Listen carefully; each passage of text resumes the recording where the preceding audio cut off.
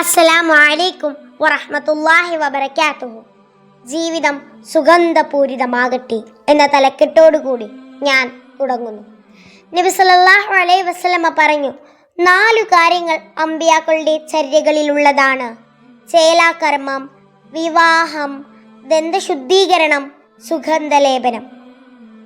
സുഗന്ധം ഇഷ്ടപ്പെടാത്തവരായി ആരും ഉണ്ടാവില്ലല്ലോ. സുഗന്ധങ്ങൾ ഏതൊരാൾക്കും സന്തോഷവും നവോന്മേഷവും നൽകുന്നു. അതുകൊണ്ട് തന്നെ വൃത്തിക്ക് പ്രാധാന്യം കൽപ്പിക്കുന്ന ഇസ്ലാം സുഗന്ധം ഉപയോഗിക്കുന്നതിനും മതിയായ മഹത്വം കൽപ്പിക്കുന്നുണ്ട്. വൃത്തിയുള്ള വസ്ത്രം ധരിക്കുന്നത് ടെൻഷൻ കുറയാനും നല്ല സുഗന്ധങ്ങൾ ഉപയോഗിക്കുന്നത് ബുദ്ധി വർദ്ധിക്കാനും കാരണമാകുമെന്ന് ഇമാം ഷാഫിഈ റളിയല്ലാഹു അൻഹു പറഞ്ഞിട്ടുള്ളതാണ്. നല്ല സുഗന്ധങ്ങൾ കൈപ്പറ്റുന്നതിന് പണം കൂടുതലായി ചെലവഴിക്കാമെന്നും തിരുനബി സല്ലല്ലാഹു അലൈഹി വസല്ലമയുടെ ജീവിതം പഠിപ്പിക്കുന്നു. ഭൗതിക ലോകത്ത് തിരുനബി സല്ലല്ലാഹു അലൈഹി വസല്ലമയ്ക്ക് കൂടുതൽ ഇഷ്ടമുള്ള 3 കാര്യങ്ങളിൽ ഒന്നായിരുന്നു സുഗന്ധം. സുഗന്ധം, പാൽ, തലയിണ എന്നിവ ആരെങ്കിലും നൽകിയാൽ അത് തിരസ്കരിക്കാൻ പാടുള്ളതല്ലെന്നും ഹദീസുകളിൽ കാണാം. ആളുകൾക്കിടയിലേക്ക് പോകുമ്പോൾ നല്ല വസ്ത്രം ധരിക്കുന്നത് പോലെ നല്ല സുഗന്ധങ്ങളും ഉപയോഗിക്കണം.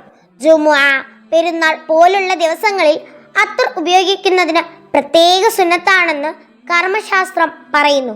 തദവസരങ്ങളിൽ ആവശ്യമായ സുഗന്ധം സ്വന്തം കയ്യിലില്ലെങ്കിൽ മറ്റുള്ളവരോട് ചോദിച്ചെങ്കിലും അത് നിർവഹിക്കേണ്ടതുണ്ട്. അതുപോലെ വായ വാസനിക്കുന്ന തരത്തിൽ ഉള്ളിയോ മറ്റോ കഴിച്ച് പള്ളിയിലേക്ക് വരരുതെന്നും തിരുനബി സല്ലല്ലാഹു അലൈഹി വസല്ലമ പറഞ്ഞു.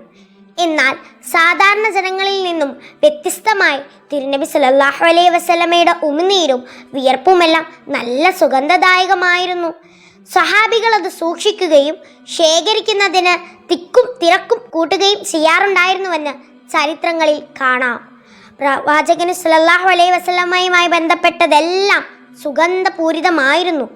പ്രവാചകൻ സല്ലല്ലാഹു അലൈഹി വസല്ലമ അന്ത്യവിശ്രമം കൊള്ളുന്ന മദീനയുടെ വിശുദ്ധ നാമങ്ങളിൽ ത്വബയും സുഗന്ധവുമായി ചേർന്ന് നിൽക്കുന്നതാണ്. ലോകത്തെ ഏറ്റവും പുണ്യയിടമായ റൗളയിലെ മണ്ണിനോളം മറ്റൊരു സുഗന്ധ വസ്തുവും ഇല്ലെന്നാണ് ബീവി ഫാത്തിമയും ഇമാം ബുസൂരിയും പറയുന്നത്. വസ്ത്രവും ശരീരവും സുഗന്ധപൂരിതമാക്കുന്നതിനോടൊപ്പം നമ്മുടെ പെരുമാറ്റവും അതിലേറെ പരിമളമാക്കേണ്ടതുണ്ട്. നമ്മുടെ വാക്കും നോക്കും ചിന്തയുമെല്ലാം സുഗന്ധദ്രവ്യം പോലെ സുഗന്ധദായകമാക്കണം.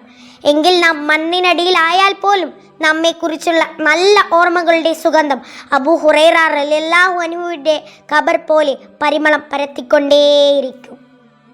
ഇനി ഞാൻ നിർത്തട്ടെ. അസ്സലാമു അലൈക്കും വറഹ്മത്തുള്ളാഹി വബറകാതുഹു.